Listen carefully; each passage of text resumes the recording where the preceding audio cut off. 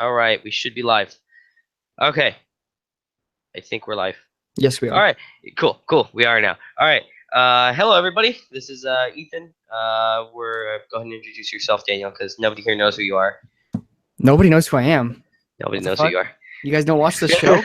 Watch this live stream every week, and then you will know. Yeah, exactly. You have to Yeah, I watch don't even have to this talk live. about it this week because you guys all know. No, I'm Yeah, just. My name's Daniel. I do have a YouTube channel. There will be a link in the description if there isn't already. there already is. Okay, cool. I haven't been very active, and I probably won't be super active until March because I'm moving soon. And after that, a lot of Switch content. I have a lot of other stuff I already have that I still need to review, like VR and stuff like that. So a lot of content coming, but not till next month. There you go. So So that's him. So anyway, everybody, for those of you that don't know, although you probably know since you're watching this on my channel, but I'm Ethan with Word Tech here. This is our weekly podcast that we do, or video cast, or whatever you want to call it. But anyway, this is our thing that we do every week. It's every Thursday. Yeah. Sorry, having trouble talking. It's every Thursday evening, Pacific time, evening-ish. The time can be like 7, 8, 9, just like whenever we have a chance to do it. Sometimes we do miss weeks like we did last week, but generally that's for a good reason. We try not to do that. Anyway, though, just to let everybody know that's been watching this channel, that's been following us, and you've probably noticed that you haven't seen much content on WordTech for a while. And by a while, I mean like a week. Let's see, the most recent video was 1 week ago, so it was like last Friday.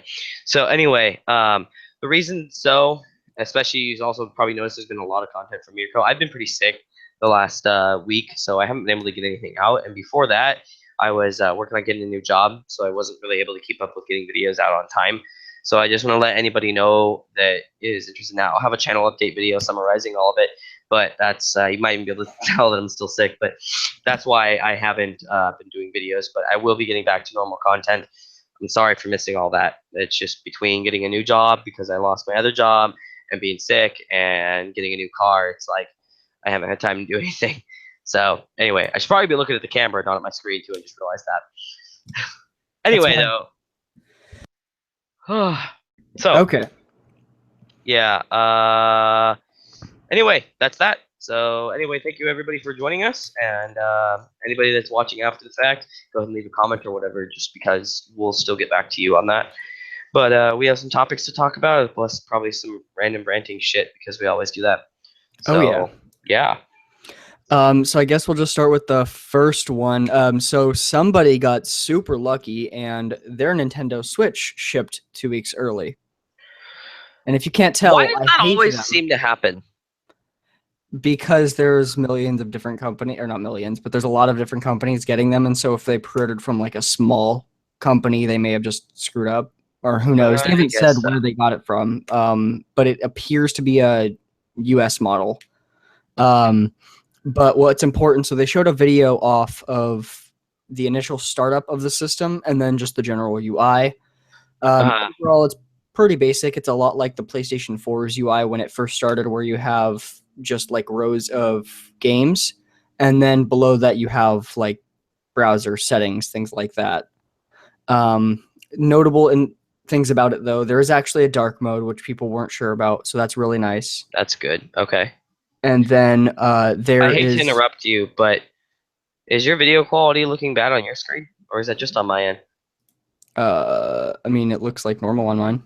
Okay, must just be on my end. I was wondering if that was being part of the stream or not, because like it looks all pixelated on mine. Like I can still see it doesn't look low quality. It looks in focus and everything. It just looks pixelated. But anyway, continue. I guess it's on my end. And then, so the other thing is that of the 32 gigs of storage that comes on the Switch, there is a total of 25.9 available. Okay, So just about 6 gigs taken up by the OS and formatting and things like that. that's not too bad So, considering. Yeah, yeah, I mean that's not great, but it's not too bad. yeah. Um, Um, go ahead. I was just gonna say that's really all that was kind of detailed in this video. There's no home screen music, unlike the Wii U. So I guess there's that difference, I but kind of like that. I didn't like the home screen music myself. it should just be a toggle. Yeah, I guess so, because sometimes it can be relaxing, but And some people generally, just like having it as it's just some kind of audio when you're at the main home screen. screen, right, right. I prefer it off because Yeah. I leave my crap running a lot Oh, sometimes. yeah. But yeah, that's really Yeah, it. so it's Switch is not coming soon, so we'll get more and more news as time goes on. right, Still right. We're really getting pretty waiting on, close. yeah, still really waiting on Virtual Console news is kind of my big thing. Right, right. But other than that, yeah, that's about it. Okay. Well, I mean, yeah. So that, I mean, that's cool. Still, I don't know. I'm not super excited for the Switch, but I am definitely interested in seeing what it's like. Breath of the Wild. That's all that matters right now. Only game that's I coming out just that matters.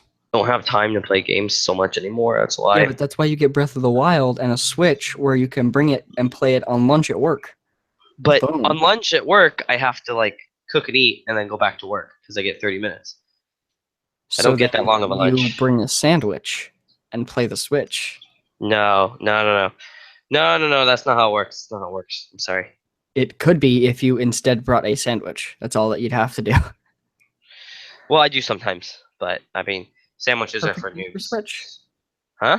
Perfect day for the Switch. Sandwich day. I guess sandwich day No, for this. for me, I have 2 days a week that I have hour-long lunches, so I'm gonna obviously play then. Yeah, okay, yeah. See, if I had an hour-long lunch, I'd be more interested. Like back when I had my 3DS, it was actually Mhm. useful. Um, so yeah, I don't know. I don't know.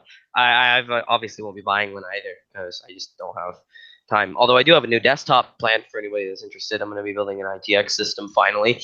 Um, so on my laptop actually. So anybody that's watching that might be interested, um, go ahead and leave a comment or something. But anyway, um, yeah. So I guess that's all the Switch news. Though, do you want to move on to the next one? This one I'm actually very excited about myself Yeah. because this is something I've cared about because I was paying extra for it for a while and didn't I stopped paying extra because I didn't use it enough, but I miss it still once in a while when I do actually have a good reason to use it. Mhm. So for those that have no idea what we're talking about, because we haven't said yet, we're Exactly. talking about Verizon and T-Mobile announced new unlimited plans. So this all started with Verizon. They came out with an $80 a month before taxes and surcharges and all of that plan. That's unlimited talk, text, and data. And that, Before taxes, yeah, so dumb. That's um, important though. yeah. Well, that's why I said it. And then it also includes HD video streaming, which counter to T-Mobile's plan at the time that Verizon announced it, this was a win because at the time with T-Mobile, it was $70 a month for unlimited data, but with only standard def streaming. And then you Yeah. had to pay up to 85 a month in order to get the unlimited HD streaming. And even if you paid up to that, you then had to every single day that you wanted to use HD streaming, you had to go in and activate a day pass. Right, With right. Yeah, Verizon, there is which none of that. It was just on by default. right. All in all, great plan, especially if you actually need Verizon's coverage. Like if you're in those areas where other carriers don't come in and Verizon does. Yeah, that's like Great the one plan. thing they have going for them. Yeah. But then T-Mobile countered the next day with so they took their normal $70 a month plan and instead they just changed it a little bit so that it now included HD video and it bumped the hotspot up to 10 gigabytes of hotspot. So awesome. Yeah. Now there is still an on-off switch for the HD video, but it's not something that you have to turn on every day. It's just you turn it on and it's on. Right, right. And is it in the It would actually be in your speaking of account which, settings, I think. yeah, I'm looking through my account settings right now because I forgot to turn it on. But yeah, I'm really excited for this Mm. myself. I had the T-Mobile One plan, but I was paying the extra 25 a month to get unlimited um, hotspot as well, LTE hotspot. Um, sorry guys, I'm still not feeling the best. Anyway, yeah, so I was paying an extra 25 to get unlimited LTE hotspot. And I used probably a couple of gigs a month, but it wasn't something I used a lot. It was only once in a while, but it was nice to have.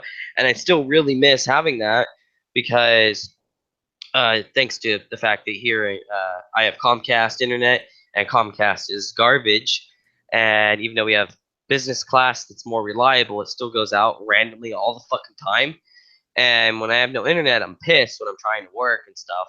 and so I would use it, for like a couple hours while they get their shit together. So it's nice to have that, but I wasn't really willing to pay an extra 25 for something that I didn't use that much. Yeah. Yeah. So And then also, though, as going along with part of T-Mobile's plan, they announced a new version of what I currently have, which is the 2 for 100. So you get 2 cell phone lines with unlimited everything for $100 a month. And what's different is that with this plan, like with all of T-Mobile One plans now, it is taxes and fees included. So it will save me like $8 a month. We live in Oregon, so there's not that much taxes anyway. yeah, but But in some hey, places $8 for me, and big I know from working at Sprint, taxes in a state like New York. Oh my God, this will save them so much money. I've seen accounts that had like $30-$40 in taxes. Yeah. There's some states that are really, really, really bad Mhm. about that. Yeah. So And then also with this, so you have on Verizon, you have 22 gigs before you get deprioritized, and on T-Mobile you have 28 gigs. But that 28 gigs and then getting deprioritized, you're actually less likely to feel the impact of that on T-Mobile, because at least in most areas that I've seen testing for, T-Mobile has a lot higher capacity, and therefore you're going to get congested less in the first place. yeah, right, exactly. So, Yeah. Yeah. um, all in all, I mean, this is just great for consumers. Both companies offer cheaper service, for unlimited. So no matter where you go, you have options. I did see something right before we started on Twitter. I guess AT&T. It looks like they might be announcing $100 unlimited plan that doesn't include hotspot. So I don't know, or that might be just the plan that requires, because they already have that plan, but it requires DirecTV to sign up, Oh, or okay. AT&T Uverse. And so I think they might be just bringing that to everyone, I guess, which is still a terrible plan. Yeah, that's AT&T is expensive. The Yeah, they only are. good thing for AT&T is they have better coverage overseas. I mean, not than T-Mobile, because T-Mobile just uses other carriers and they have great pricing. They have I guess by that's far the true. best Yeah. Oh, pricing. yeah. I know theirs are by far the best. But yeah, okay. Good point. Good point. Yeah. Yeah, I'm just excited about all this. I'm excited about the HD video streaming too, just Mhm. because generally when I have time to watch YouTube and stuff is when I'm not at home on my Wi-Fi. Otherwise, I'm just gonna use my computer or my Mhm. 4K TV or whatever. And so for me, it's like it's really nice to have uh, HD video streaming on the go because I have a 1440p screen on my phone that I never get to use because I never get to watch HD video. Yeah. And like companies always say like you wouldn't notice the difference between 480p and like 1080 or 1440 on your phone. You do. I can even notice the It difference could between. be true if you were running the 480p at very high bitrate as well. But the issue is that 480p on YouTube is terrible bitrate. Yeah, because it 720p on was YouTube is supposed to be. almost decent quality 480. Like with YouTube, Yeah. you need to step it up at least 1 or 2 steps in order to even get somewhat comparable quality to like DVD. So when Right, they say exactly. DVD 480, you know that's not true, because if it was true, you'd be running YouTube 720 consistently. Yeah, exactly. So, But yeah, I'm just all in all excited for this plan. For those of you that are wondering, it technically doesn't come out until tomorrow. So tomorrow's when you can make the switch over to it, or if you're switching to T-Mobile, you can just do that if you want it. But yeah, right. Yeah, tomorrow I'm gonna switch my account onto that. yeah, I'm already planning on going into the store and switching to the new 2 for 100 plan. Oh, right. Well, for me, all I have to do is flip the switch. Well, Yeah, I guess wait, 2 for 100 though. That is actually I forgot I have a second person on my account. yeah, I don't know how much I'm paying right now though. Let me see. probably more than $30 or $30. I doubt you're paying less.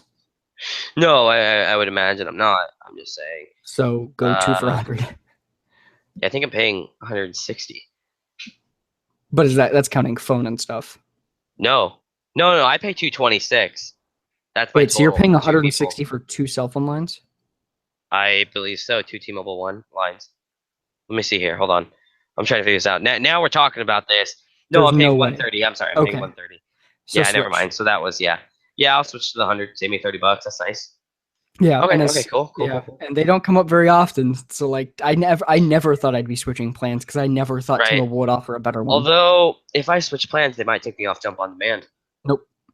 No, Jump on demand is part of your, because that's with separate. Jump That's on part of my demand, lease. it's a That's right. lease. It's That's not right. They can't installment. change Yeah. that. Okay. Well, should I I go in or mean, can I do that online? What do you know? I mean, I'm sure. you can do it online. I'm doing it in store because there's always issues the day T-Mobile plans come out. Always. Their billing system is by far the biggest thing they need to work on as a carrier. Okay. Yeah, I It might. might even be a good idea, depending on when your billing cycle lines up, to just wait. For me, tomorrow's the start of my billing cycle, so I'm just going to go get it done. Yeah, it's like the middle of mine, so Yeah. I'll just wait. I'll wait Give a it little. at least a few days. Yeah, I'll go to a few days and then I'll go change. Thank you for telling me about that though. That's Yeah. interesting. Um, let's see. Let's see.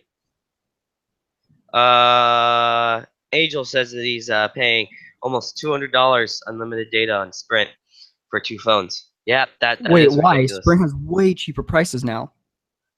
No, You need not a. for unlimited. Not for unlimited. Yeah, they do. Well, but I think this is including the like phone installments and everything the Sprint's doing, not just the Yeah, but data plan. still, I mean, like, let me pull it up because I mean, I don't follow them that much anymore because I don't work there. But last I checked, they were pretty cheap. It's 2 lines is $90 a month for unlimited if you start that plan before March 31st, and that includes high Interesting. definition video. It includes streaming. So what they do is that they do throttle different things. So they throttle video, music, and gaming, but they don't throttle them to low speeds.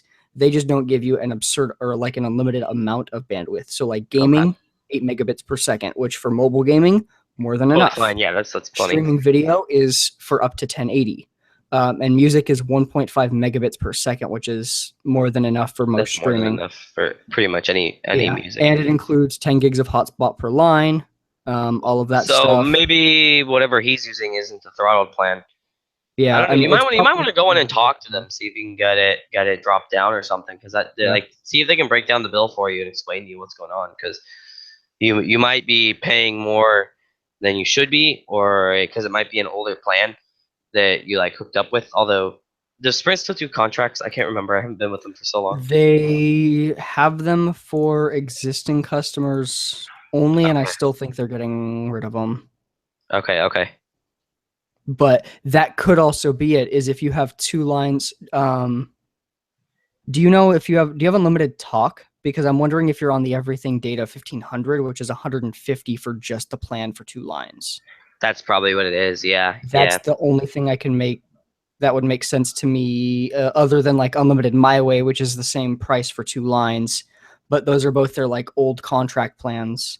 That's probably what it is. It's one of the Yeah, older Angel, plans. Yeah. put in chat the name of your plan if you can possibly sign in online and check out the name of it, and I'll try and help you out because I know most of how Sprint works. He used to work for Sprint, in case you were missing when he said that a few minutes ago. For 3 Yeah. years, unfortunately. Yeah, I'm glad I didn't take up that job offer. Yeah. I mean, Yeah. hey, it's great if you just want to get paid to sleep in training. I mean, that's a good point, but I mean, I get paid to drive. Yeah. So I does mean, Calvin. I know Calvin gets paid more than me to drive. Yeah. But still. Yeah. All right, he said he's gonna go check. Okay. So cool. Yeah. I've been so happy with T-Mobile though, switching to T-Mobile. Yeah. I'm so glad you're the one that convinced me. Like, what was it, a year ago ish or a year and a half, something like that? Yeah. And I was so happy. Like, I'm just like, it's so much better. Even though I'm like, I was paying, my parents, right? Or my parents were paying for my bill, so I was only paying nothing. Actually, going from nothing to, for me alone, it was like 100 something because I had maxed out unlimited everything back then. But even that, I was like, I don't mind paying this because of how much better my fucking service is. I mean, just the speeds alone. I mean, it's not necessarily the coverage. The coverage isn't insanely better around here, at least, because where I go, Sprint has fine coverage too. It's just a matter of the speeds. Man, I was so happy. I remember I was blown away when I was on Sprint and I saw 10 megabits. Yeah. That was back in WiMAX days. Keep that in mind. But yeah, I'm really happy with T-Mobile. They've been the only postpaid carrier that I have had from the first time I got a postpaid phone. T-Mobile. And then I got my Sidekick, and then I got all my Android phones and everything. Always been T-Mobile, and when I went to switch to an individual account instead of being on my family plan, went with T-Mobile. I am so glad I did that because, man, I hate all the other carriers. Yeah, me too. The only thing Like, that I'll say about this whole thing that's happening right now, though, of course, I kind of have a response to my own statement, but um, T-Mobile, uh, the confusion I have here is why the hell, they could have given us this for that price from but the they got to get-go. make profit. But yeah, they got to make profit, and I guess the other standpoint is then they wouldn't have had anything to beat the other carriers with. Yeah. I've I I mean, noticed T-Mobile does that a lot. They'll come out with something that's like amazing, and the other carriers finally match it, and then they come out with the better version of it they planned originally. yeah. But they want to release it in steps so that they can knock the Yeah. competition away because their That, CEO is fucking awesome. yeah. And then also, though, they have been, and this is what's been, I mean, frankly, worth, and just like Verizon customers where they pay more for the network, T-Mobile has put so much money into their network. Oh my God, it's Yeah, insane. they're actually reinvesting their money into the network. That's Yeah. something I appreciate too. They're not just taking money from consumers and being like, haha, I'm fat with money now. Mhm. They're actually they're dumping, like, I would assume, like, very huge portion of their profit, a Mhm. huge percentage, back into making their services better. Yeah. And that's And exactly what I want to see. I'm despite, willing to pay even more yeah. if they were just because of the fact that they're pushing things further and actually spending the money I'm giving them to make it better for me. Mhm. Yeah, I mean, at this point, really, the thing that T-Mobile needs to do is simply just, fix their billing system, and I think that they'd have a very strong chance of being carrier number one very quickly. Yeah, their billing system is a little confusing. And I mean, even aside that, it's worth dealing with that for everything else. Yeah, Like, I've been incredibly happy with them. So, Angel put another comment in here. yeah, I saw. Says he's gonna go cancel and go to someone else. Yeah, Good I would choice. say go to T-Mobile. Yeah, I left Sprint a long time ago for T-Mobile. I was a lot happier. Yeah. I'd say go T-Mobile, for it. if you don't use very much data and you don't care about buying your phone's full price all at once, Google Fi. Yeah, Google Google Fi Fi. is That's great. Google's You just own.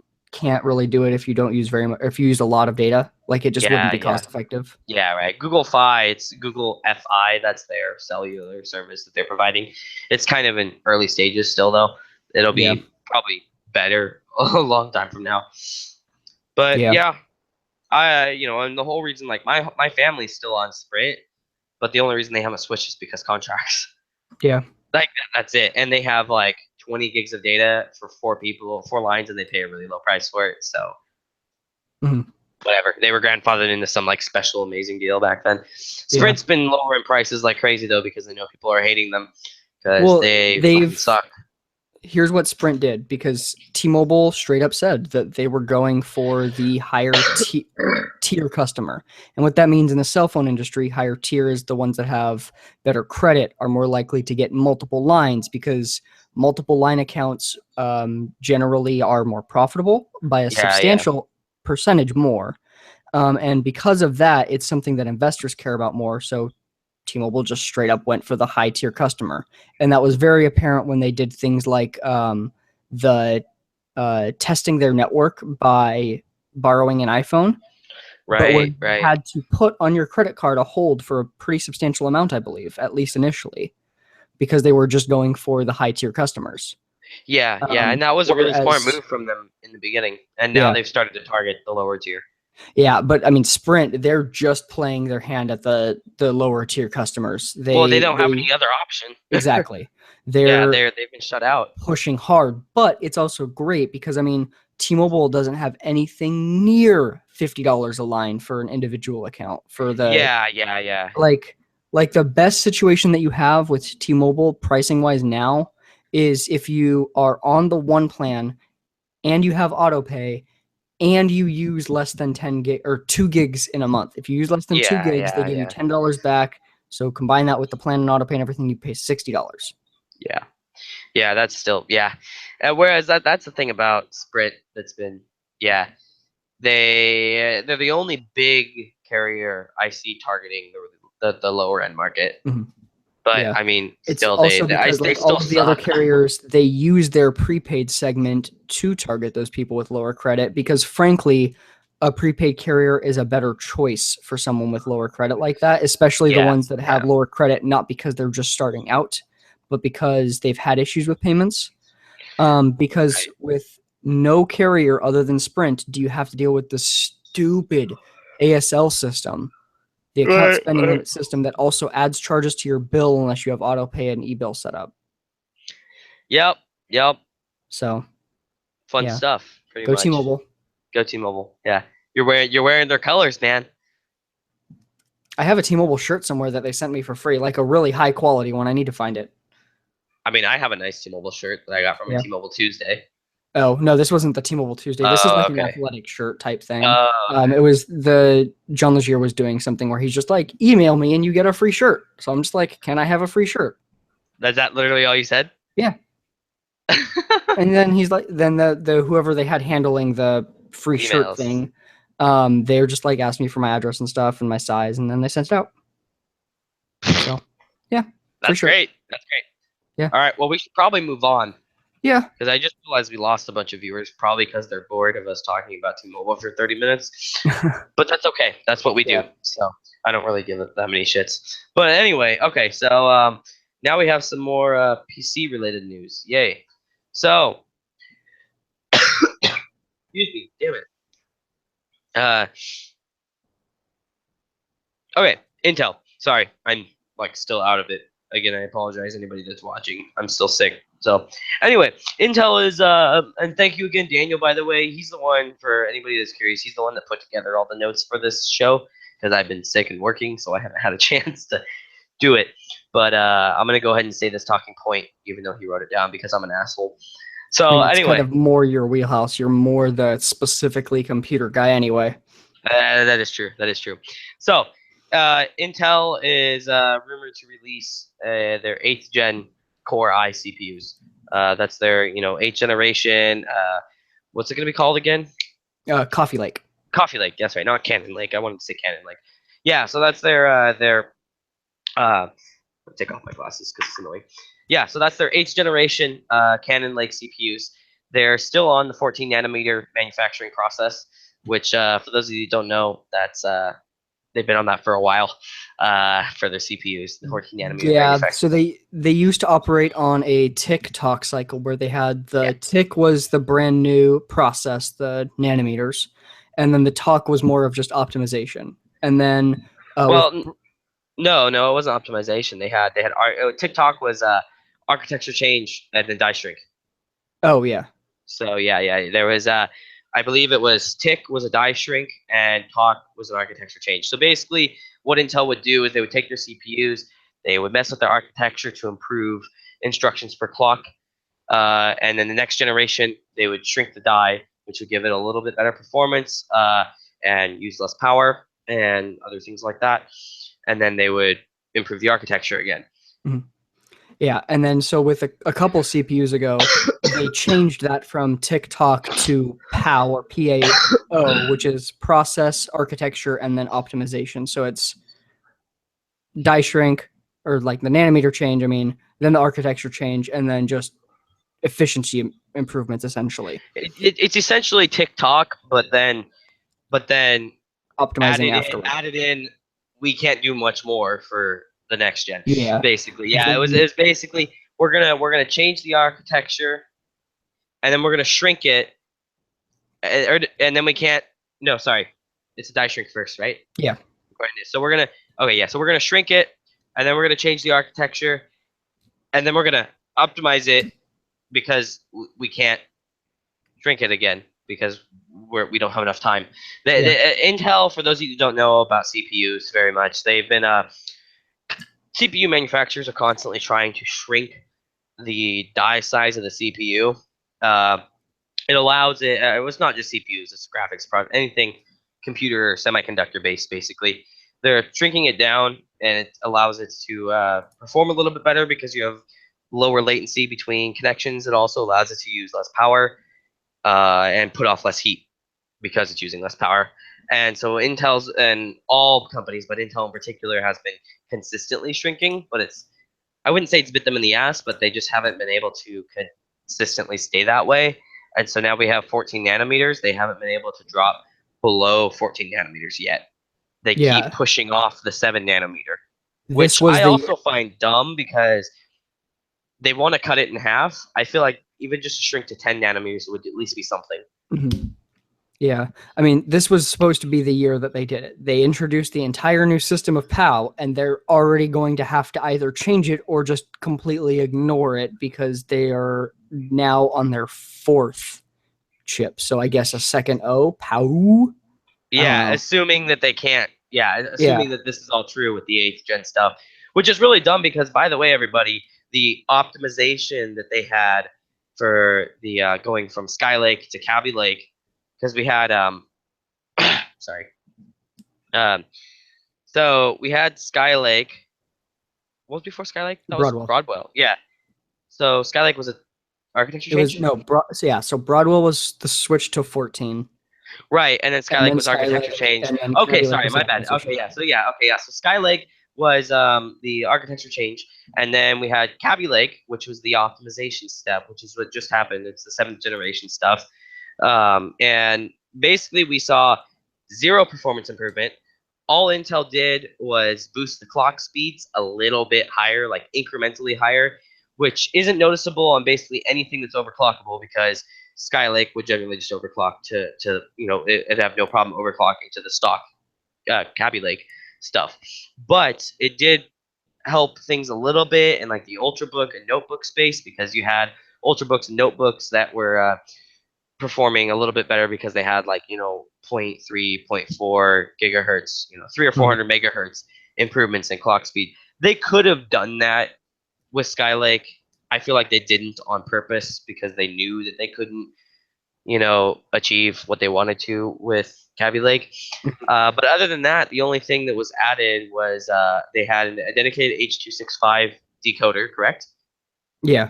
Yeah, which allows basically it's going to allow Netflix and a few other services play in 4K.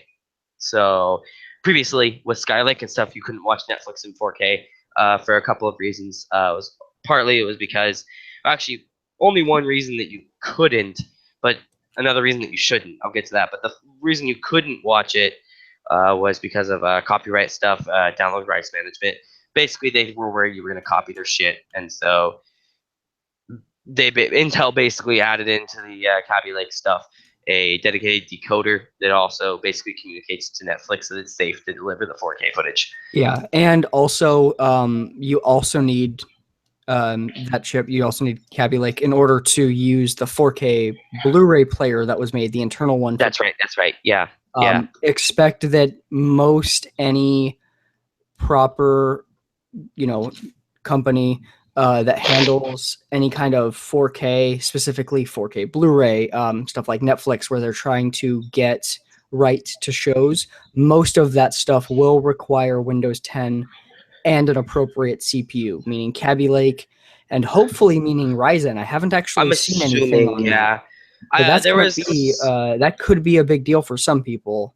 If the guys over at PC Per seem pretty sure that Ryzen is gonna okay, be compatible with that kind of stuff, and yeah, I tend to believe them because PC Per knows what they're talking about. They kind of they didn't make a dedicated video or anything, but they talked Mhm. about it a little bit in a podcast, and not that they know for sure or anything, but they made it sound uh they made it sound. Just got a message. I'm sorry, guys. They made it sound like it's probably gonna happen though.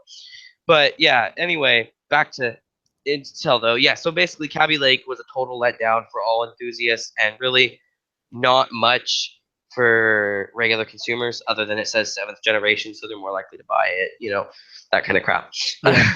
I mean, with this current gen, with the 8th gen Intel chips, unless they do a core count bump, which has been rumored, supposedly, we could see i7s rocking 6 cores, hyper-threaded. Right, mainstream i7s for those of you that may be watching. They're already 6 core i7s, just Yeah, not on the mainstream like correct. Yeah. Z270 platform. That's their Intel's Enthusiast platform, which is the X platform. Mhm. So anyway, what I was about to say though is the other reason that you shouldn't try and watch things like a lot of 4K footage and stuff on Skylake on Ultrabooks and mobile stuff in particular is since it didn't have that dedicated decoder, anything that was running H.265, basically most 4K content that you'd be watching was using a lot more CPU power than was really necessary, and so your battery life would go to shit when you were trying to watch video. That's one big thing that they're talking about is, we're seeing major battery life improvements with Kaby Lake while watching video in specific. One other thing, I wonder if we'll start to see. I wonder if GPUs will get that decoder built in, because I mean, it would make sense that whatever ends up being the graphics processor would have to have it. Yeah, that's a Like, good I just point. think it's odd that like with Kaby Lake, the video decoding isn't even happening on your GPU, and then it has to send it to it. You'd think the GPU would just handle it. Yeah. And so, There's some back if end anything, optimization stuff that I've yeah, been pissed about.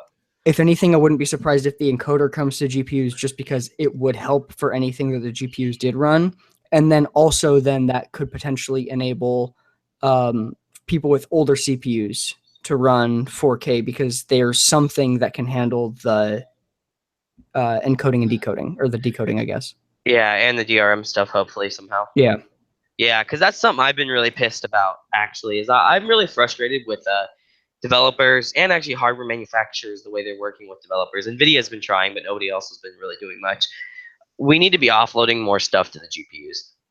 Like, Mhm. I don't understand why there's so much that's not done on a GPU that could be done on a GPU that would make things so much better.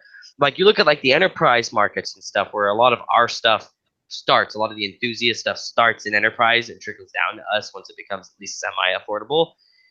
And enterprise is heavy on GPU right now. They're also heavy on multi-core CPU, 22, 24 core CPUs. But you're seeing a lot of the Quadro cards and stuff. Their sales have been really good, and companies are using, like $30,000 video editing software that's optimized to run on like 20 GPUs, Mhm. and it performs so much better. And I want Adobe, in particular, to work harder at trying to allow Well, GPUs to the do thing with more. that type of thing is that it's more dependent on the codec than it is on Right, the right, software. Now, don't get me wrong, you can make dramatic improvements via software, as we've seen with Apple's Final Cut. right, But the format you encode to does matter a lot, right. because you can get great performance, as you know, rendering to Cinebench can help a lot with just doing everything. Yeah, that's true. That's true. I mean, So well, did you just Cinebench? You meant Cineform, right? yeah, I don't know why I said Okay, yeah. Cinebench. No worries. Cinebench, I was like, well, no, but Render to benchmarking.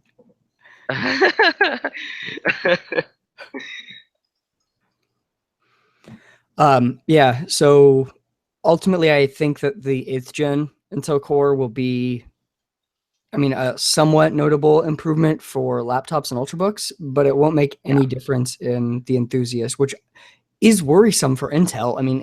And great for consumers. I'm honestly hoping that this CPU is absolutely shit and not worth buying and overpriced, because that's going to put Intel on their ass and make them work harder for the next CPU Yeah, that they because there's start. something they can do. And the other thing that's been pissing me off about Intel is I've been really annoyed with the lack of innovation on the X99 platform. Like motherboard wise, they've been doing pretty good, like with the Z series in particular.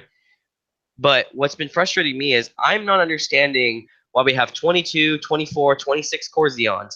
And I know what your answer is probably going to be here, but let me explain a little bit more before you comment on that. We have these high core count Xeons, and I know they're really expensive, but we have high core count Xeons. Why is it that Intel is just slowly adding cores? Like I can't They aren't understand. even really adding cores. They're not. They added 2 cores today to from 8 to 10. I know. I'm saying, like, for anything other than X99 Right, and yeah. above. Like Everything else, they're not at the all. I mean, we closest should thing have they've done, almost 6 cores and 8 cores by now. yeah, We really should. the closest thing they've done was making the overclockable Pentium have hyperthreading, Yeah, and which is that's the weird thing. because now you have a hyperthreaded Pentium and a non-hyperthreaded i3. Yeah. Well, we have a hyper-threaded i3 too, though. Oh, they did. Okay, I wasn't sure. I haven't Yeah, paid they attention have to a that they chip. have an enthusiast, the 7350K. It's a hyper-threaded. Oh yeah, I forgot about that chip. But you have to realize that the Pentium hyper-threaded dual core versus the i3 hyper-threaded dual core, the only difference is cache. Mhm. And I think there's like one other tiny thing. So you can spend half the price and get the same performance if you're willing to overclock a little bit, Yeah.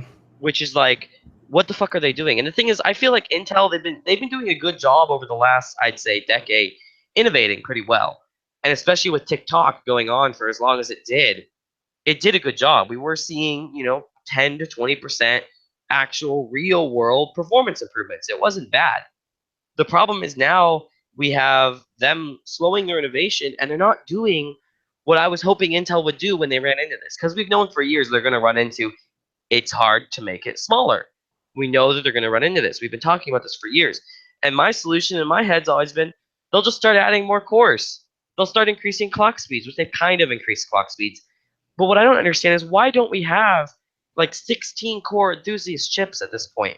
Because they And want to sell them to you for more price, for more money. exactly. And that's what frustrates me is because since there's no competition from AMD, Intel's not trying. We could have 16, even 20 core enthusiast chips that are high clock because we're enthusiasts.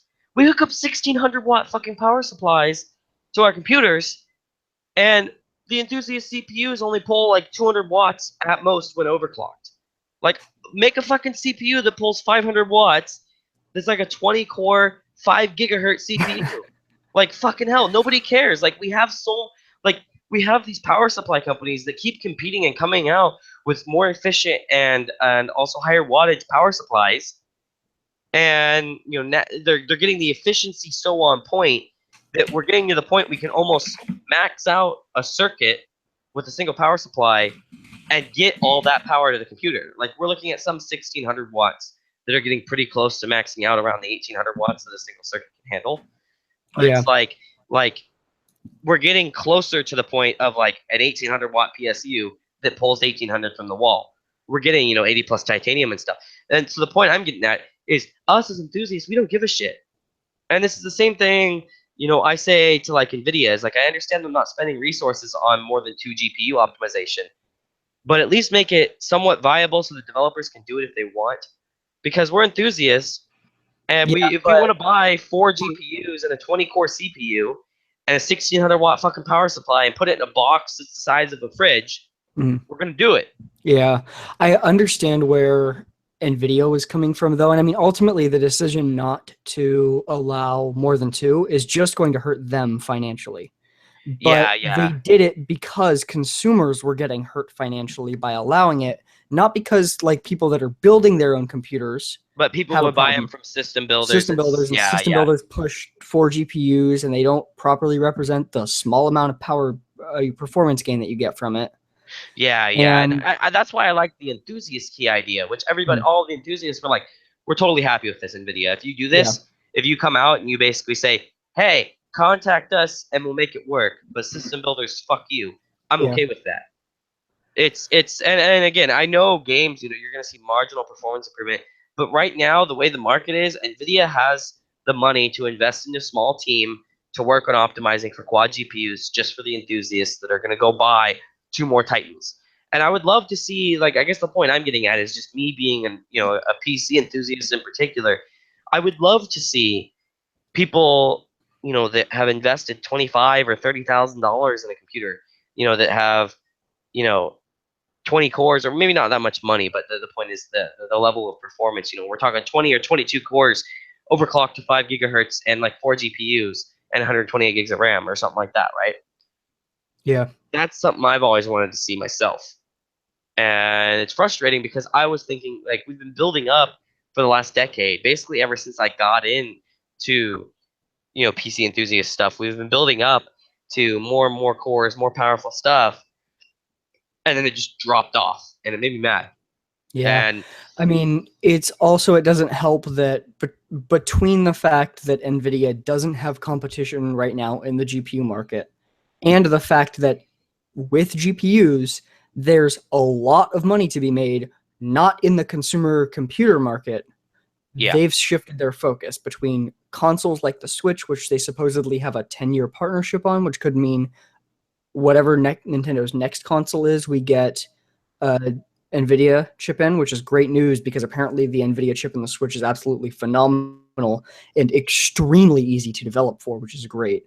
yeah, that's important. That's something Nintendo's usually pretty good about working with developers, right?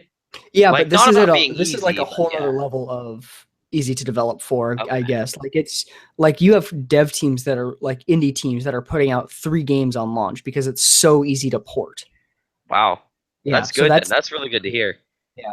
But then you also have like smart cars, self-driving cars that Nvidia is putting a huge focus on because there's tons of money to be made in that industry. Well, Nvidia seems to understand that the future is with GPUs. Mhm. They understand that having a parallelized architecture, the GPUs Yeah. have, where they have hundreds or thousands of cores, and companies that are starting to optimize for that. We understand we're starting to see that 2,000 cores clocked at 1 gigahertz or even 500 megahertz definitely outperforms 20 cores clocked at 2.5 gigahertz. Mhm. And we just have to figure out how to develop for that properly. Yeah. And I'm actually really happy with Nvidia. I have no like anger at them other than I wish they supported 4 GPUs. That's not a huge deal, but it's just it's a thing. My little nerd boner. Uh, You and your tiny e-peen. anyway, though, yeah. So yeah, it's I've been really happy with them though. I feel like they've been actually innovating. Like they haven't slowed down at all in GPU innovation, despite the competition from AMD being pretty shitty Yeah. for a I mean, while. Even like Hawaii was okay, mhm. but it was really, really, it consumed a lot of power, which again, that was no big deal to enthusiasts. But the heat was a big deal. There was a lot of enthusiasts that were like, fuck this shit. Why in the world would I buy this when I can get an NVIDIA GPU for the same price or a little bit more and overclock it Mhm. and still produce less heat? Yeah. Yeah. I think that one thing that helps, I don't know for a fact, but it certainly seems like whoever NVIDIA has working on GPUs specifically must, I feel like, really love gaming because if you look at where the biggest leap in performance has been in their GPUs for a while, it's right when VR was getting ready to fully launch and go mainstream. Yeah, So they yeah, that's a saw, good point. hey, not just can we sell GPUs to people because they want to upgrade for VR, but also we need to make chips that actually work so we can play VR. Yeah, yeah, I've been happy with them, man. They have the right team working on this stuff. Mhm. So yeah, yeah, I've been pretty impressed with them, to be Yeah. honest. And Intel, I back when I knew AMD was kind of going on a downhill slope, and we started seeing that happening, about 6 months or so into the launch of Bulldozer.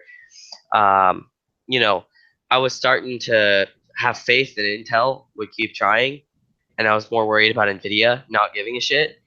And it's been a complete total flop from what I predicted back then. Mhm. Yeah.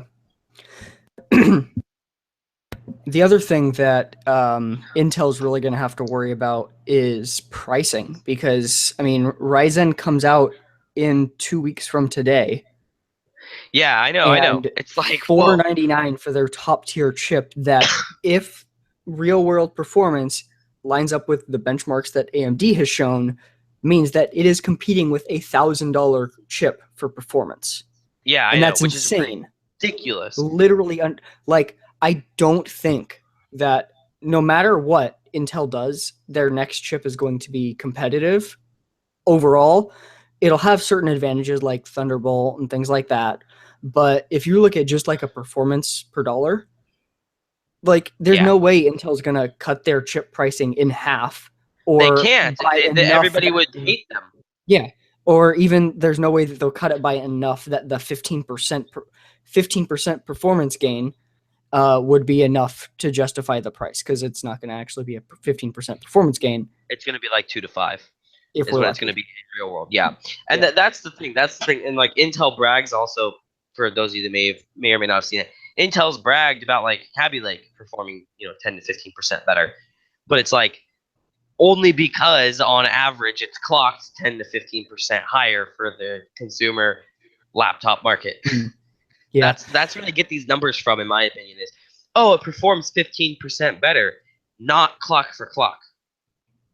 Yeah. So Um,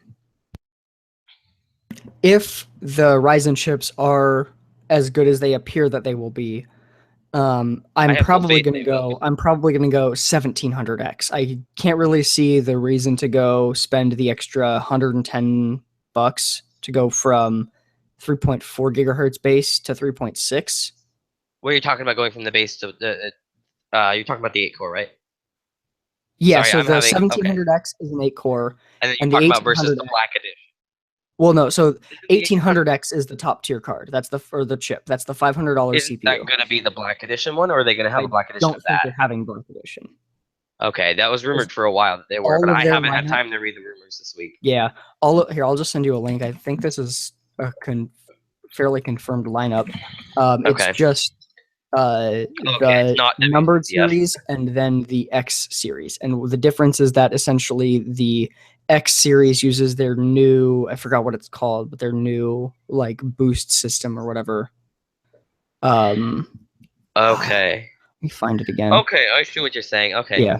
But yeah, Well, I'll let me tell probably you go this. 1700X. Let me tell you this. What it's going to be if we're comparing equal cores, equal threads, but two different chips and different clock speeds from AMD, what it's going to be is it's going to be a black edition scenario where it's going to be better binned chips.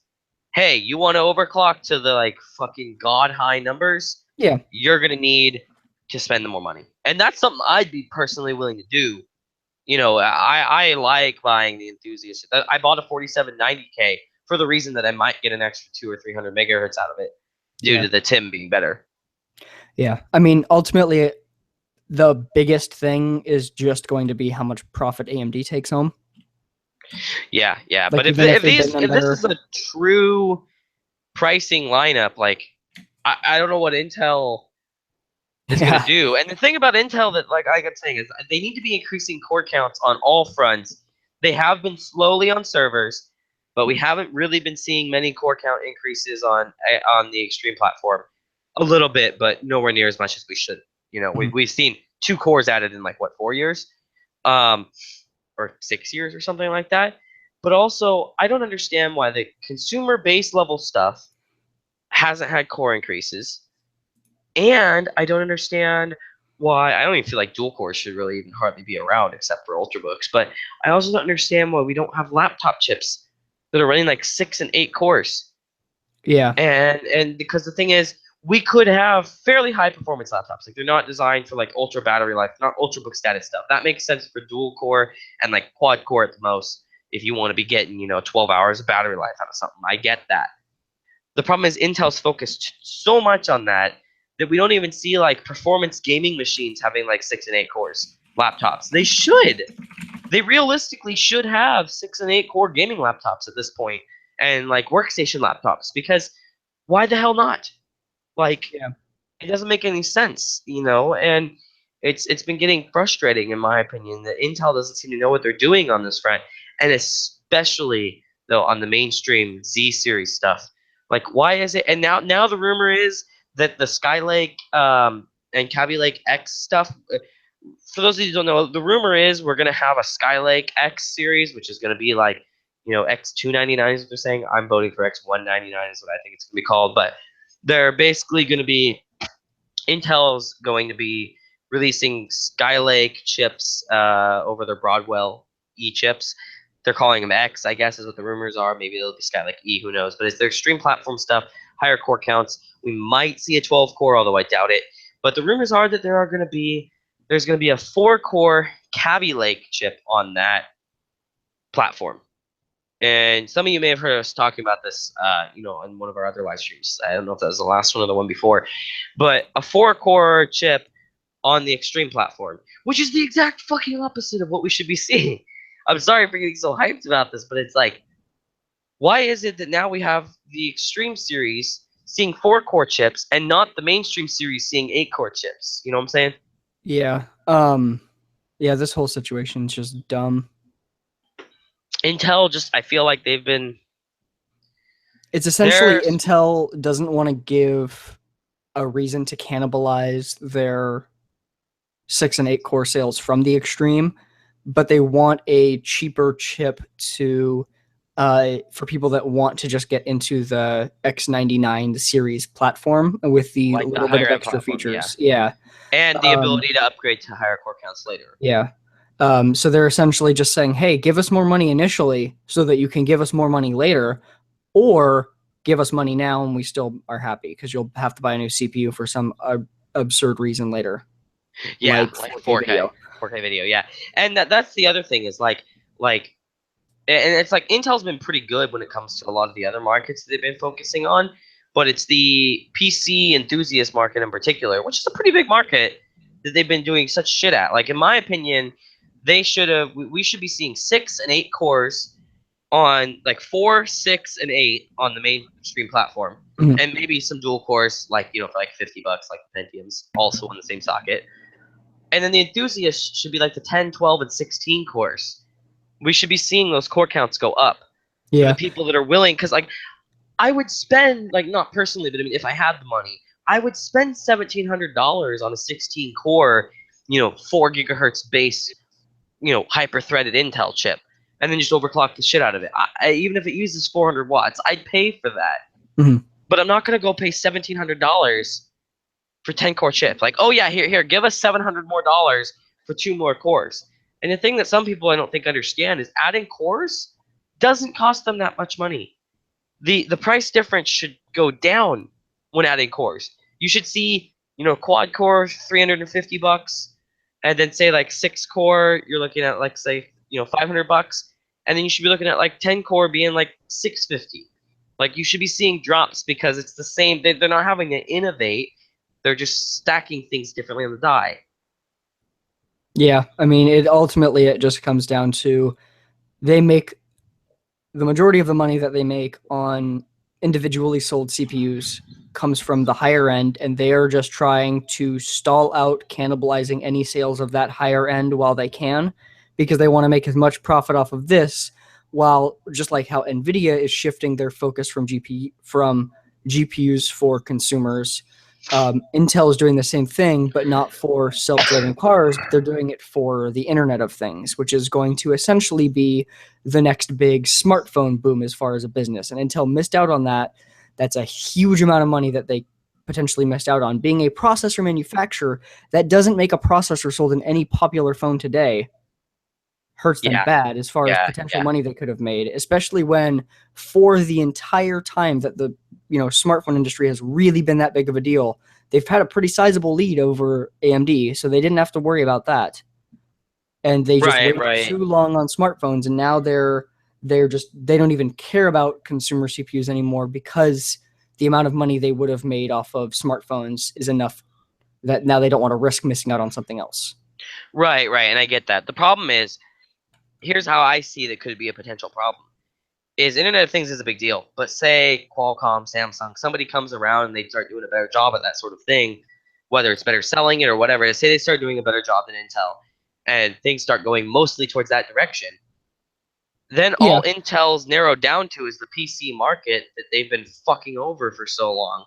Well, that's the point, though, is that what they're trying to do right now is make it so they're not in that situation. Because if they don't put all as much focus as they can on IoT, then they'll be in the situation where they lose anyway. So why not go for it so that you at least have a chance? Right, right. I guess that's true. It's just like the I amount of feel money like, that can be made from IoT is absolutely insane. Because yeah, you're thinking this is a different scale than probably any other industry before. Because you're not talking about buying a phone every 2 years or buying a car every decade. You're right. talking about buying 3 light bulbs that could all have Intel processors, buying a hub that could have an Intel processor. That's 4 things literally just for one purchase. Yeah, If yeah, right. say they got Philips Hue to use Intel chips, or if you're talking like smart locks, you're talking sensors, you're talking hundreds of different things that could go in someone's home. Intel getting even a 5% of that market could be insane for them. Yeah, Like the yeah. And I amount of get money that. that I get that. anyone that can get into Internet of Things should be, because the amount of money that you could be making, oh my god, once there's a good platform for consumers, once there's some kind of proper easy way, and most likely that's going to come from Apple first with their HomeKit solution, and then also from Google and Amazon with their Google Assistant and Alexa. those are where I see it starting to work well. But once someone figures that out, where it's easy for consumers, it's gonna be a booming industry. That's the issue right now. Is it's just so damn complicated to set up. Yeah, and I get that, and I guess I'm not arguing against that. My big thing is I just feel like Intel should still be focusing on where there's still a market. Is what I'm saying Yeah, I is mean, what I'm you're saying is they, thinking if they would focus on both, enthusiast CPUs is a small portion of the computer market as a whole but relative gaming to CPUs aren't, uh, and that's part of the point yes, I'm they are making. relative to laptops and business. Gaming's You still pretty does huge. not even close to general consumer and business. I know what you're saying. There is a lot of people that do it, but compared the amount of people buying Intel CPUs for gaming and buying them again for gaming, like let's say 5 years, is minimal compared to the amount of the person that might buy a laptop with an Intel Core like i5 that all of a sudden doesn't work very well in a few years. And then they buy a new one, and that's a new laptop. That means new Intel chip. They get more money from the motherboard again, all that stuff, all the chipset and everything. And then you're talking business. Let's say you're looking at Yeah. like servers where they're upgrading all the time because that little bit of efficiency could Well, mean the difference. depends on how big the server company. Some Yeah, of them stick with stuff from 20 years yeah. ago. But I But mean, like yeah, server pricing for used server parts drops dramatically in a couple years. that's true. That's And true. so, like, those industries are where Intel, for the rest of time, will always focus as long as they are an industry over enthusiast. I want to see better enthusiast hardware, but Yeah. it's unreasonable to think that Intel's going to focus on it. I do feel like it's a group that's growing substantially though, especially in the gaming part. Yeah, but is it Being going to people grow that to are outweigh laptops? Is it going to grow to outweigh servers? Is it going to grow to I outweigh don't know business because chips? you Is it also going to have to take into account that it depends on where the profit margins are. Because if you're looking at like if you have you say your but gaming let laptop that say the CPU they make you know let's say 200% profit off of it versus making or well, let's say they sell a $300 chip for $300 and they make it for $100 versus selling a $40 chip that they make for $36. Yeah, but if you can sell 500,000 times the amount of chips, because again, if we're talking IoT, sure, they'll sell Right, for a right. lot Well, I'm less. not talking IoT. I'm, Okay. I'm comparing more to like what you were saying about business and stuff. Is I Business guess my business chips don't sell for $40 though. well, I guess the chips individually don't, but a lot of times when they buy packaged deal computers, that's what it could equate to. Yeah, for the very low end ones. Yeah, that's what I mean. But I mean the But point I'm making is the profit margin is generally yeah, I lower mean, in those the areas. the profit of enthusiast anything relative to the lowest like the lower ends of business Is or higher, right, right. yeah. Okay. But it's just like the the volume for gaming. I wish I had like hard numbers on this, but they're just really, I mean, I haven't found any super good numbers. But like the gaming market, I mean, if literally every console owner bought Intel chips, then we'd be talking. Yeah, But yeah, that's that's not true. going to happen. A lot of people say consoles are going to die, and if that's true, it's just going to be them dying to powerful laptops. I Well, it's gonna be them dying to powerful laptops as well as possibly very ease of use desktops, Yeah, like I home mean, entertainment system desktop yeah, designs yeah, like that. That's where I see like the market Asus is going. like console like uh Yeah, yeah, that type of stuff has a lot of potential, but it's just like even that I don't think would be enough to outweigh laptops or outweigh yeah, servers or outweigh Internet of Things if they do well in it. And by well, I just mean decent. right, Um, right. yeah, especially with something like Internet of Things, where we don't know how that's going to work as far as upgrade cycles. So Yeah, that's true. they have to make that play because if that's something where there is any product in Internet of Things that can be upgraded regularly, then that's going to be where they focus on too. Right, right, right. It makes sense. So I it's guess. definitely interesting, and I mean, I definitely Right. want better CPUs. So Yeah, I guess part of the other argument that I think of in this sort of situation is Intel's also we're the people, the enthusiasts are the people that are more important to please.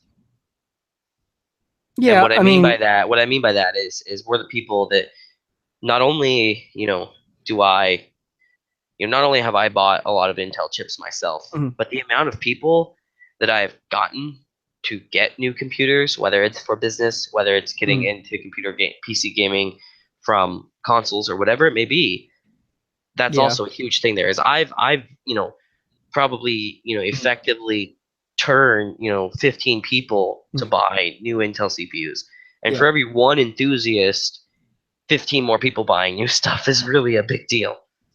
Yeah, but I mean, so let's go back to the idea of, for non-gaming related stuff. Like I know you've gotten people to get Intel chips for business and stuff. Yeah. Well, sure, for desktop, AMD could come in and do something.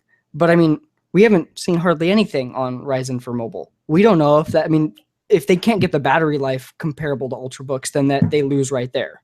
Yeah, that's And true. so efficiency is the one thing that, with the exception, I mean, sure, enthusiasts want efficiency, but with the exception of enthusiasts, it's a big deal for business where electricity usage Yeah. matters, servers where it matters, laptops where battery life matters, Internet of Things where you have low power devices.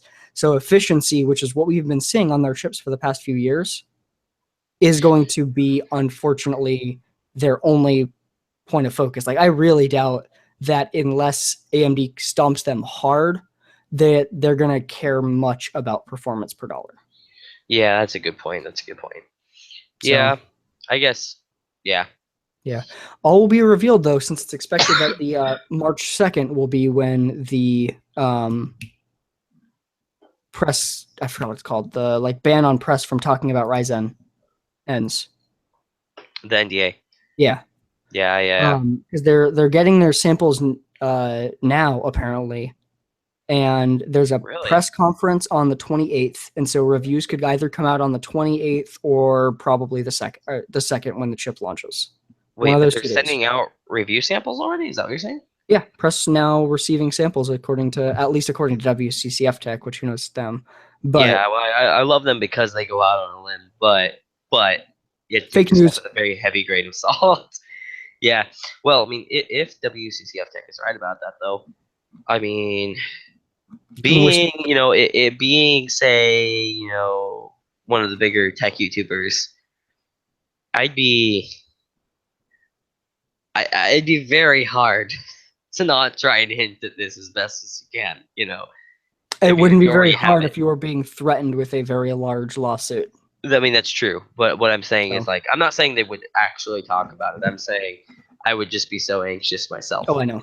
That's what I'm Yeah, saying. I'd be like, man, like I would be it would suck. if they succeeded, and it was actually as good as AMD promised, Mhm, and if the prices were released with these review samples, a booklet of all the pricing details and stuff, mhm.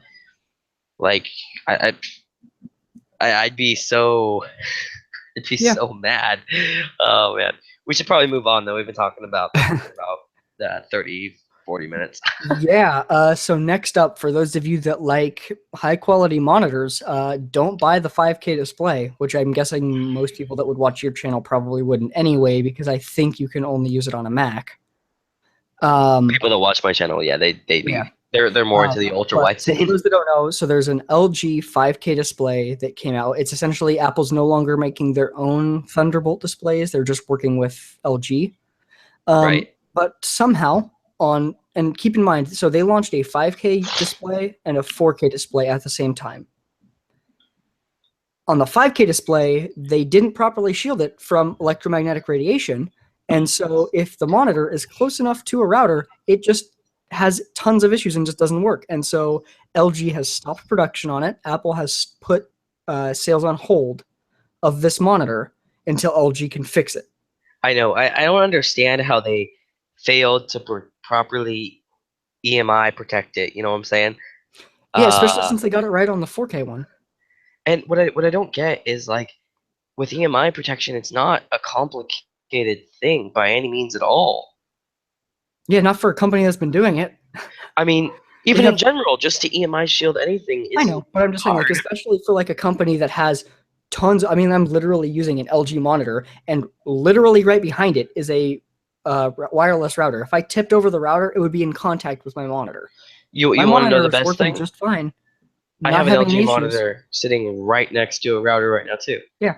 And so I don't know how they got it wrong. It's almost like they just like Forgot. forgot, and they were just like, "Oh wait, we're supposed to we're supposed to put that like shit on it, and we totally didn't." Yeah, It's yeah, either got to be that or they were trying out. I mean, they were using some new EM shielding that somehow they didn't thoroughly test, which doesn't make any sense either.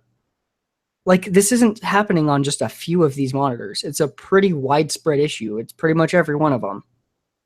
yeah, yeah, So, like, they're exactly. saying essentially if you have the LG 5K display, you need to use it 2 meters away from a router. Yeah, which is so So, dumb. By the way, we got another input comment here. So Joel said, "Yeah, slight issue." He's like, "I don't know how they managed to screw up this badly." It's like both companies, and so he's referring to Apple and LG there. yeah.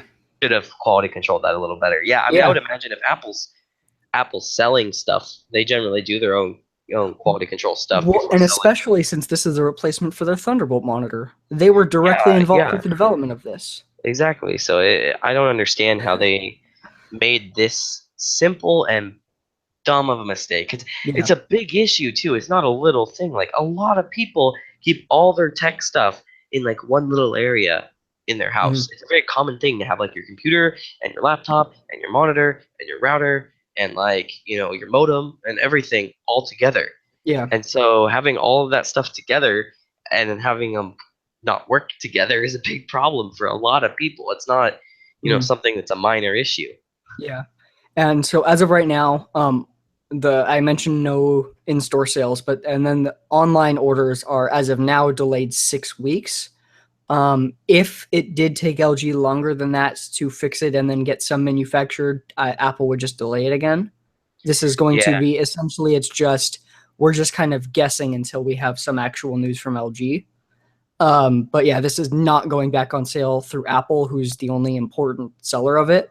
Yeah. Um, for as long as until it gets fixed. That being said, if anyone is watching this and was planning on buying it, if you order it before the end of March, you still get the massive discount that they're doing. They're doing like I think it's like 15 to 25% off of anything that uses USB-C.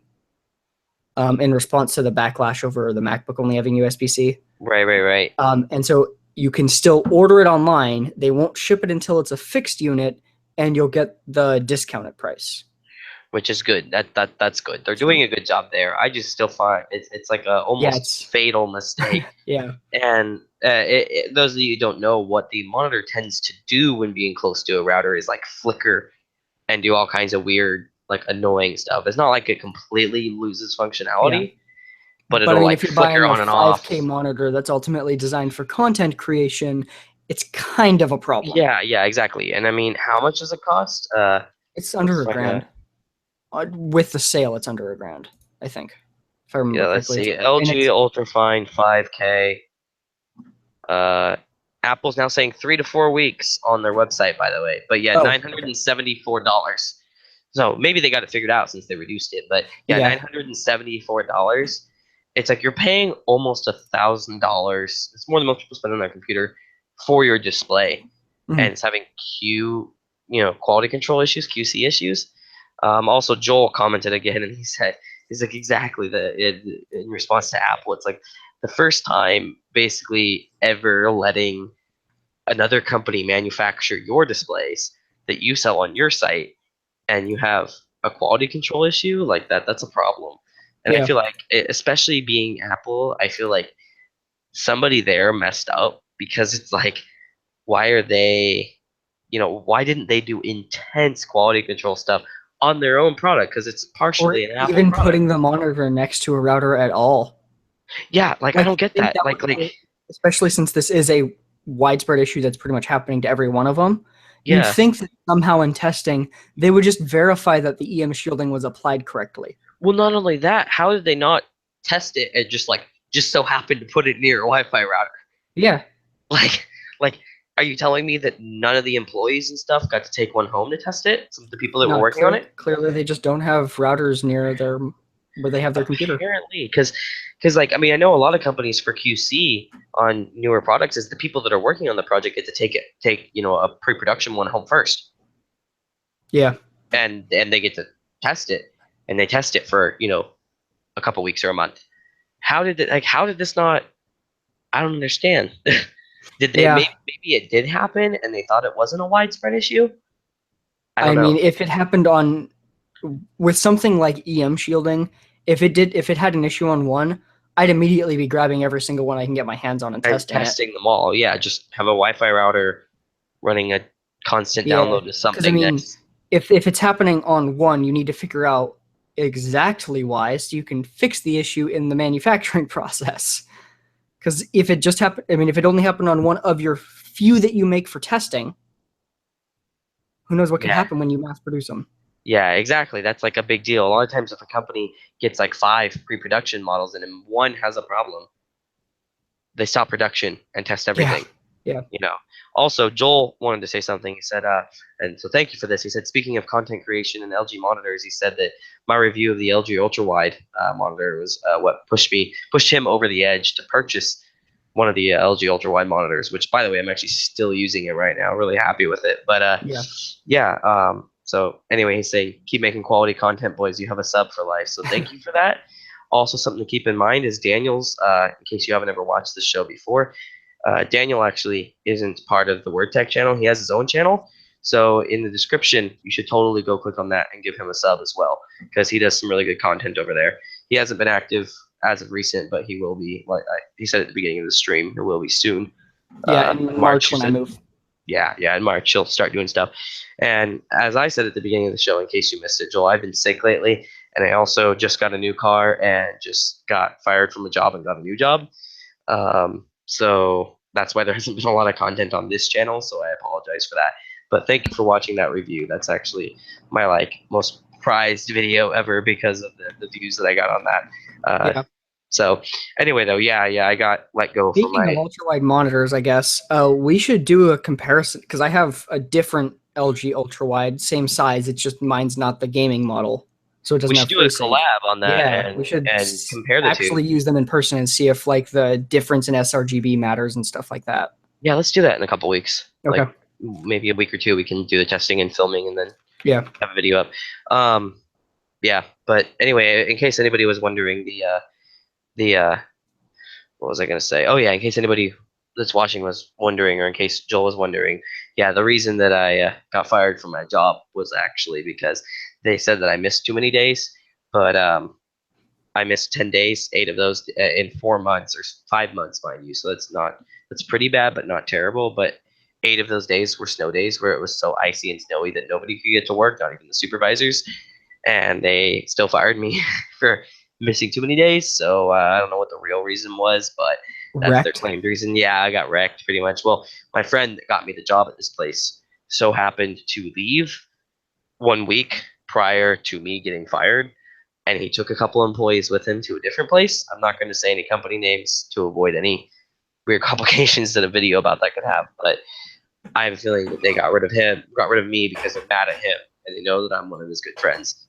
So anyway, finally have a Yeah. new job and stuff, though. Everything's going great now. It's just that being sick and going through all these transitions, I haven't had time to do a whole lot of content. But yeah. Next topic. Let's talk torrenting. Oh yeah, Yeah, I'll let torrenting. you pull that one up. Real quick, yeah, there's So one more comment that he oh, should reply. Yeah, they were a bad company to work yeah. for, so I'm glad the new place I'm working for is really good. But anyway, yeah, so torrenting. Yeah, so if any of you try and use Pirate Bay, or I mean a bunch of other torrenting sites too, it's not just Pirate Bay, you might find yourself randomly unable to access it. And it's not your ISP's fault, it's their fault. It's their ISP's fault. So there's a company called Cogent. They are part of the like backbone of the internet. So they're who Comcast goes to actually get internet connection to sell to you. Cogent is also like a partner with Netflix because Netflix doesn't use like Comcast. They hook in directly to the backbone. Well, Cogent, who has a global network, like they operate cables all around the world for this backbone, they've just decided to start potentially blocking Pirate Bay and other torrenting sites. Now, they won't say if it's intentional or not. They just claim they don't comment on any matters involving like that blocking sites and stuff. But it looks like, yeah, they're starting to implement a block. It's supposed to affect their entire network, although some people are still able to access it. And I feel like most people probably have, in one way or another, where their internet would route through Cogent. So Right. we'll see if this affects more people, but yeah, expect that just randomly in certain areas, torrenting sites might just not work anymore, and there's nothing that you can do about it besides like, I mean, I guess you could like VPN or something, but then you'd still have the issue of Potentially going through the Cogent. yeah, if the VPN exits to an ISP that exits to Cogent, then you still can't access it. Yeah. So Yeah. you're going to have to find a VPN that specifically doesn't touch Cogent in any way on the way out or in order for this to work. So we'll see. It's interesting though because I don't think Cogent has done any other like major block like this. Yeah. And Yeah. with net neutrality rules up in play, who knows what could happen eventually. Yeah. So Yeah. I don't That is a know. problem though. Yeah, This kind of stuff is what frustrates me. My camera won't yeah, focus. But yeah, this is the kind of stuff that frustrates me. Is I don't want this kind of crap happening yeah. because this is And not how it's supposed to be. It's not a free market at that point. if they're specifically, let's say they don't do anything other than claim that they're going after torrenting, what happens if they attack P2P traffic on their network? Which is not just, I mean, yeah, it's torrenting, but it's not just piracy. A Yeah, lot it's of not people just piracy. You're do a lot right. of legitimate things.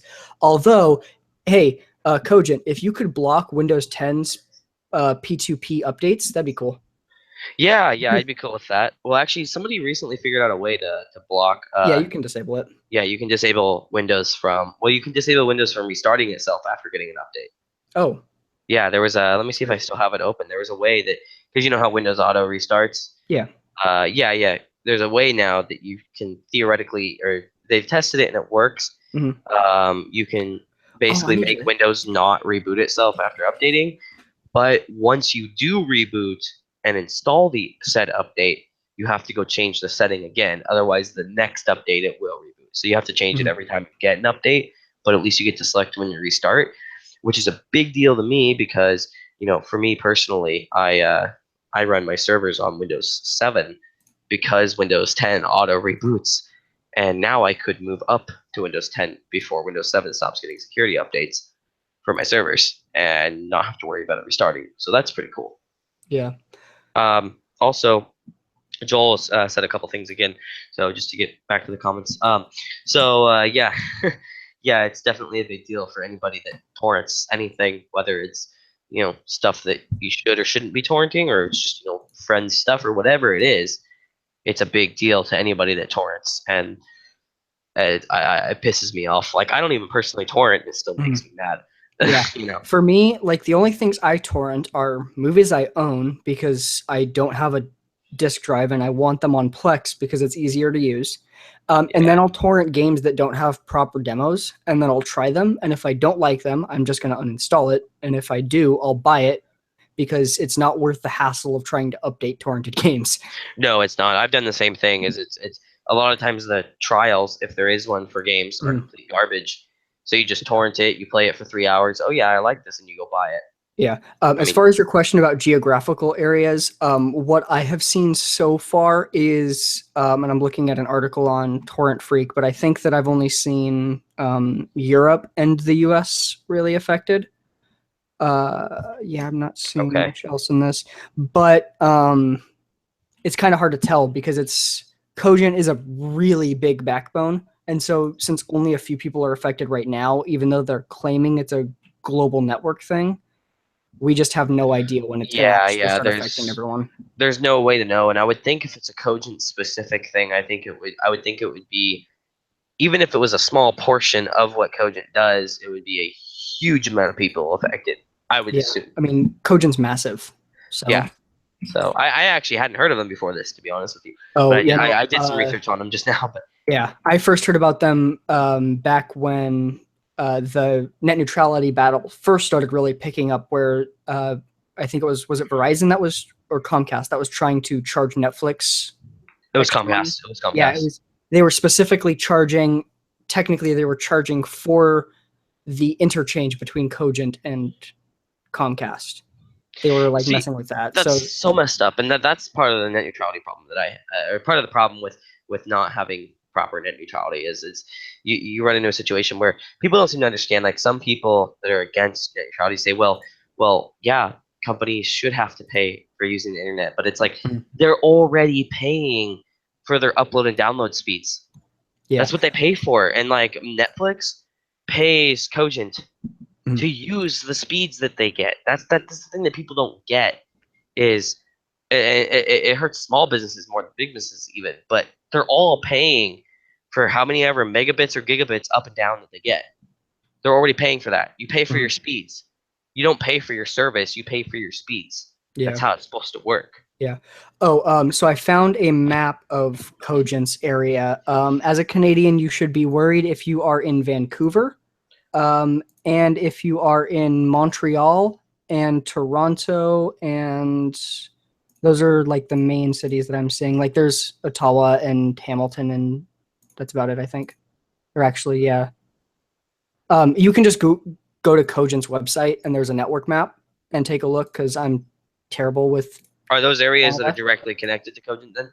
Yeah, so I'm just Is straight up Cogent looking an at. ISP at all? Like No, they don't do any consumer business. no consumer business. Okay, No, they're the they're ones that a allow backend. they're a Yeah, back end for the ISPs yeah, exclusively. Okay. yeah. So like they have and like they have data centers all over as part of being that, but like so they're let's see on net and so yeah, like there's I'm looking sorry, I'm just looking at a map right now. No, you're good. You're For good. some reason there's two lines going from Seattle to Portland and from Seattle to Vancouver, Canada. But that's like the only spot I'm seeing two network lines going anywhere. It doesn't make Okay. any sense. Yeah. Well, looks like Joel's inside those areas. So good luck. Do your torrenting now before some shit goes down. Yeah. But yeah. Um. Yeah. Do you want to move on to the next subject now? Because I actually have to get going fairly Yeah, soon. I guess last thing. So, there was a lot of mixed info going around about the Galaxy S8 and their screens because they are expecting to have a much better screen to bezel ratio. So we're going to get similar size devices with much larger screens. Samsung's been doing this like this Yeah. is like the third time in the row. So with these current ones, we've got confirmation from EV Leaks, who is very reliable, that the Galaxy S8, so the smaller of the two, will be a 5.8-inch Quad HD screen. So the smaller of the two Galaxies will be bigger than my Pixel, screen size wise, Although, yeah, the and I bezel have the being XL. small. Yeah, and then the Galaxy S8 Plus will be a 6.2-inch Quad HD. I'm excited for this. I have been waiting I for a want 6+ inch large device. What I want is a 5.2-inch screen size like what was on the Galaxy S7 with a body the size of like a 4.7-inch phone. Give me a Yeah, small that's phone something with that a some good people want. screen. Yeah, yeah. I'd be so happy.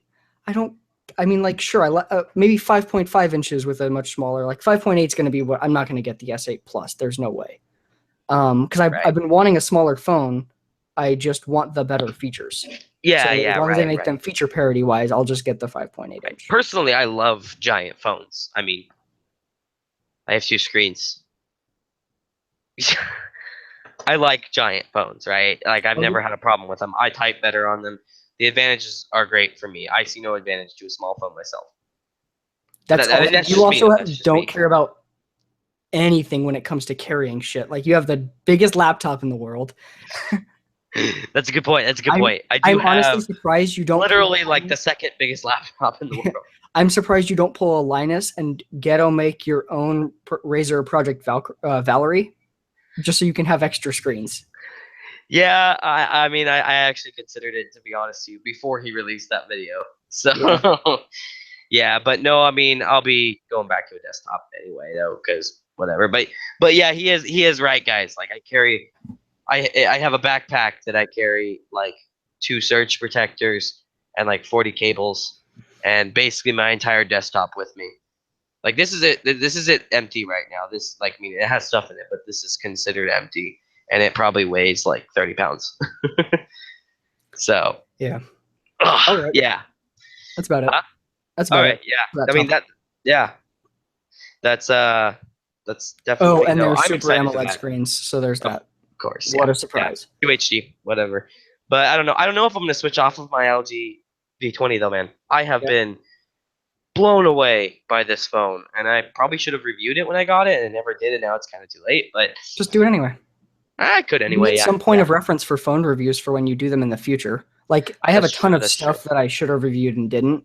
And I'm going to do the reviews just because it's products I haven't reviewed. And so people can have a point of reference for my content. That's a good point. That's a good point. I'll probably do So it. I have a lot of videos coming too, by the way, guys. I have stuff filmed. I've just been too sick to really edit much.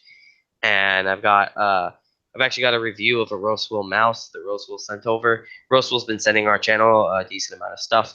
So huge thanks to them. Not sure if any of them are watching, but huge thanks to them. And I'm actually going to be reviewing one of their mice, and it's actually pretty nice for the price. I think it's $30 retail. I'll have to. It'll all be in the video, but it's a really nice mouse for the price.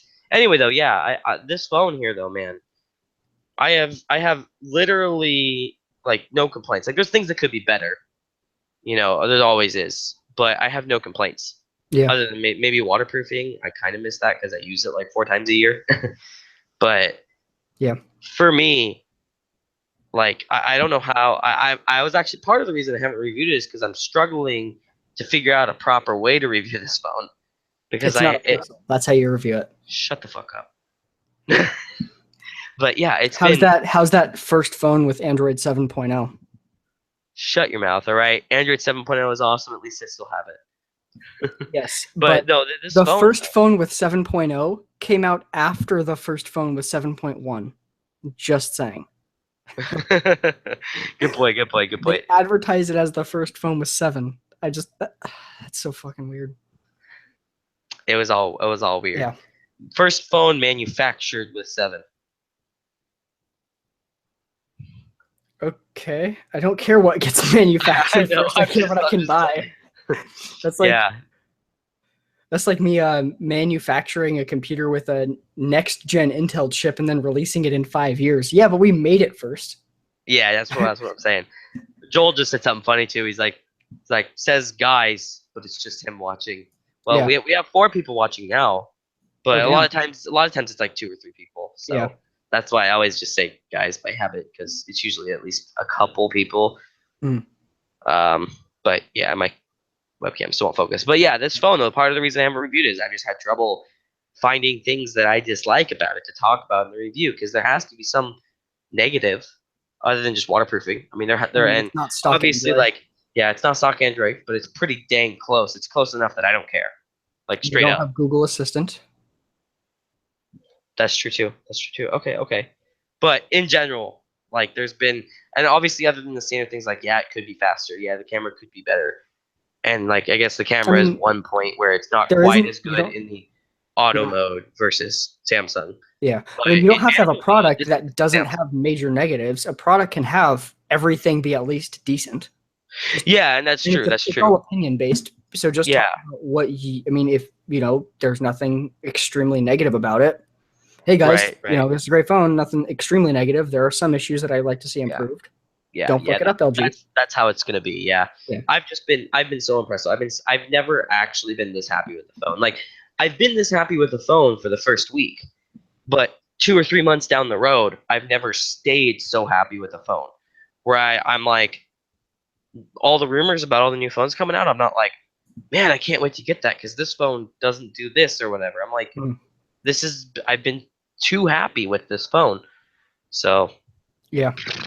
yeah, I don't know what to, it's, we're getting close to the end of the show. Now we have 5 people watching. We had one person earlier, so should we find more things to talk about?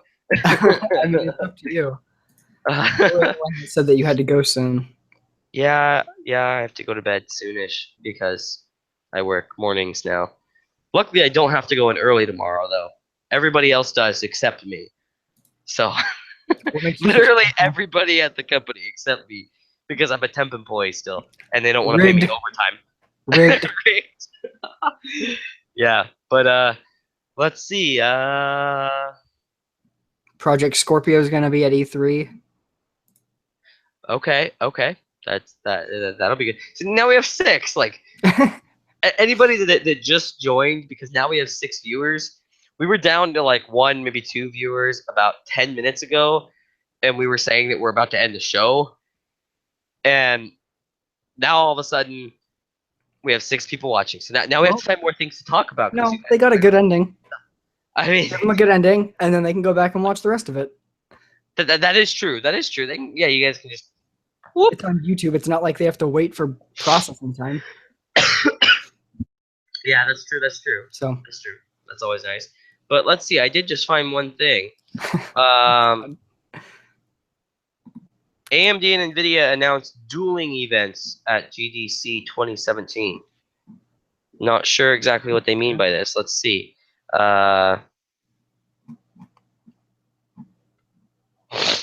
Thanks for you your guys love comment on my watching us sneeze, read. by the way. That was a great sneeze. What'd you say? Don't they love watching us read articles? God damn.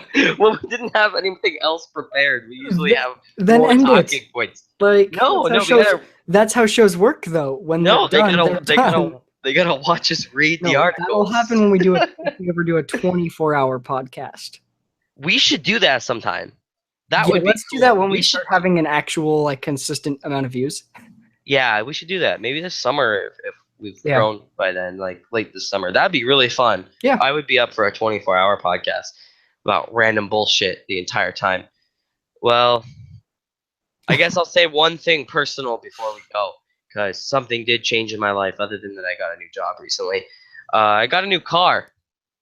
So even though it's completely not tech related, I'm gonna just mention it real quick anyway. Just do a video about it.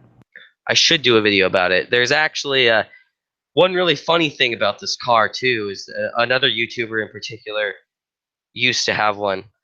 I'll say in a moment. But anyway, I got a 2003 Nissan 350Z with only 56K miles on it for $10,000. Super awesome car, like basically mint condition, almost zero problems at all.